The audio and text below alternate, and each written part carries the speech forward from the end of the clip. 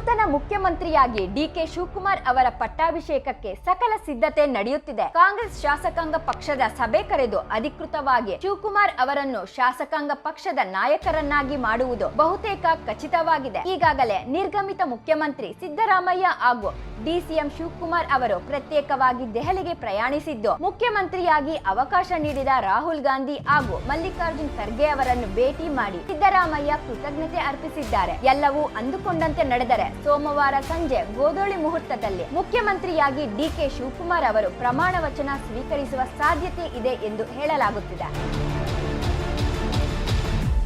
ವಿಧಾನಸೌಧದ ಮೆಟ್ಟಿಲುಗಳ ಮೇಲೆ ಅಥವಾ ಕಂಠೀರವ ಕ್ರೀಡಾಂಗಣದಲ್ಲಿ ಪ್ರಮಾಣ ವಚನ ಕಾರ್ಯಕ್ರಮ ನಡೆಯಲಿದೆ ಎಂದು ಹೇಳಲಾಗುತ್ತಿದೆ. ಎಲ್ಲವೂ ಅಂದುಕೊಂಡಂತೆ ಸುಗಮವಾಗಿ ನಡೆದರೆ ರಾಮನಗರ ಕ್ಷೇತ್ರದಿಂದ ಮುಖ್ಯಮಂತ್ರಿ ಹುದ್ದೆಗೇರಿದವರಲ್ಲಿ ಡಿಕೆ ಶಿವಕುಮಾರ್ 5ನೇಯವರು ಆಗಲಿದ್ದಾರೆ. ಈ ಹಿಂದೆ ಕೆಂಗಲ್ ಹನುಮಂತಯ್ಯ, ರಾಮಕೃಷ್ಣ ಹೆಗಡೆ, ಎಚ್.ಡಿ. ದೇವೇಗೌಡ ಹಾಗೂ ಎಚ್.ಡಿ. ಕುಮಾರಸ್ವಾಮಿ ಇದೇ ಕ್ಷೇತ್ರದಿಂದ ಗೆದ್ದು ಮುಖ್ಯಮಂತ್ರಿ ಹುದ್ದೆಗೇರಿದ್ದರು. ಈಗ ಆ ಸಾಲಿಗೆ ಡಿಕೆ ಶಿವಕುಮಾರ್ ಸೇರ್ಪಡೆಯಾಗಲಿದ್ದು ರಾಜ್ಯ ರಾಜಕೀಯ ಇತಿಹಾಸ ಪುಟದಲ್ಲಿ ಹೊಸ ದಾಖಲೆ ಬರೆಯಲು ಸಜ್ಜಾಗಿದ್ದಾರೆ. ಈ ಹುದ್ದೆಗೇರುವಲ್ಲಿ ಡಿಕೆ ಶಿವಕುಮಾರ್ ಅವರ ಪಕ್ಷ ನಿಷ್ಠೆಯು ಪ್ರಮುಖ ಕಾರಣವಾಗಿದೆ. 1983ರಲ್ಲಿ ಯುವ ಕಾಂಗ್ರೆಸ್ ಪ್ರಧಾನ ಕಾರ್ಯದರ್ಶಿ ಮೂಲಕ ಪಕ್ಷದೊಳಗೆ ಗುರುತಿಸಿಕೊಂಡ ಡಿಕೆ ಶಿವಕುಮಾರ್ ನಂತರ ಹಂತ ಹಂತವಾಗಿ ಉನ್ನತ ಹುದ್ದೆ ಪಡೆಯುತ್ತಾ ಹೋದರು. 1985ರಲ್ಲಿ ಮೊದಲ ಬಾರಿಗೆ ಕಾಂಗ್ರೆಸ್ನಿಂದ ಸ್ಪರ್ಧಿಸಿದ ಡಿಕೆ ಶಿವಕುಮಾರ್ ಅವರು ಜೆಡಿಎಸ್ನ ಎಚ್.ಡಿ. ದೇವೇಗೌಡರ ವಿರುದ್ಧ ಸೋಲನ್ನು ಅನುಭವಿಸಿದರು. 1989ರಲ್ಲಿ ಕೇವಲ 27ನೇ ವಯಸ್ಸಿನಲ್ಲಿ ಮತ್ತೆ ಸ್ಪರ್ಧಿಸಿ ಜನತಾ ಪಕ್ಷದ ಮುಖಂಡ ವಿರುದ್ಧ ಜಯಗಳಿಸಿ ಮೊದಲ ಬಾರಿಗೆ ವಿಧಾನಸಭೆ ಪ್ರವೇಶಿಸಿದರು. 1994ರಲ್ಲಿ ಕಾಂಗ್ರೆಸ್ ಟಿಕೆಟ್ ಸಿಗದಿದ್ದರೂ ಸ್ವತಂತ್ರ ಅಭ್ಯರ್ಥಿಯಾಗಿ ಸ್ಪರ್ಧಿಸಿ ಭರ್ಜರಿ ಜಯಗಳಿಸಿದರು.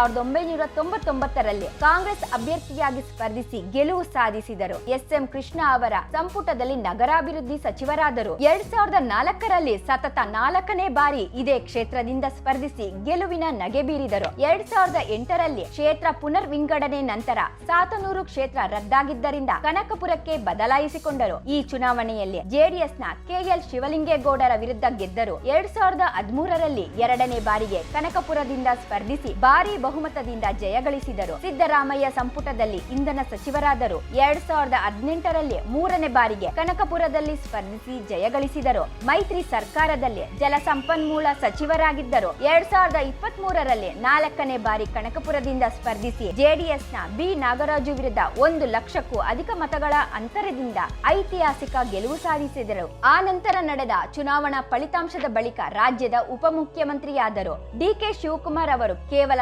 ಸ್ಪರ್ಧಿಯಾಗಿ ಮಾತ್ರವಲ್ಲದೆ ಕಾಂಗ್ರೆಸ್ ಪಕ್ಷದ ಪ್ರಮುಖ ಚಾಣಾಕ್ಷ ಮತ್ತು ಟ್ರಬಲ್ ಶೂಟರ್ ಆಗಿ ಗುರುತಿಸಿಕೊಂಡಿದ್ದಾರೆ. 2017ರ ಗುಜರಾತ್ ರಾಜ್ಯಸಭೆ ಚುನಾವಣೆ, 2018ರ ಕರ್ನಾಟಕ ಸಮ್ಮಿಶ್ರ ಸರ್ಕಾರದ ರಚನೆ ಮತ್ತು 2023ರ ಕರ್ನಾಟಕ ವಿಧಾನಸಭಾ ಚುನಾವಣೆಯ ಭಾರಿ ಗೆಲುವಿನಲ್ಲಿ ಪ್ರಮುಖ ಪಾತ್ರ ವಹಿಸಿದ್ದಾರೆ. ಈಗ ಅವರ ನೇತೃತ್ವದಲ್ಲಿ ಹೊಸ ಸಂಪುಟ ರಚನೆಯ ಕಸರತ್ತು ದೆಹಲಿಯಲ್ಲಿ ನಡೆಯುತ್ತಿದ್ದು ಹೊಸ ಮುಖಗಳಿಗೆ ಮಣೆ ಹಾಕುವ ಸಾಧ್ಯತೆ ಇದೆ. ಬೆಂಗಳೂರು ದಕ್ಷಿಣ ಜಿಲ್ಲೆಯ ಮಾಗಡಿ ತಾಲೂಕಿನ ಕಾಂಗ್ರೆಸ್ ಶಾಸಕ ಎಚ್.ಸಿ. ಬಾಲಕೃಷ್ಣ ಅವರಿಗೂ ಸಂಪುಟದಲ್ಲಿ ಪ್ರಬಲ ಖಾತೆ ಸಿಗುವ ಸಾಧ್ಯತೆ ಇದೆ. ಹೀಗಾಗಿ ಬೆಂಗಳೂರು ದಕ್ಷಿಣ ಜಿಲ್ಲೆಯಲ್ಲಿ ಸಂಭ್ರಮ ಮನೆ ಮಾಡಿದೆ.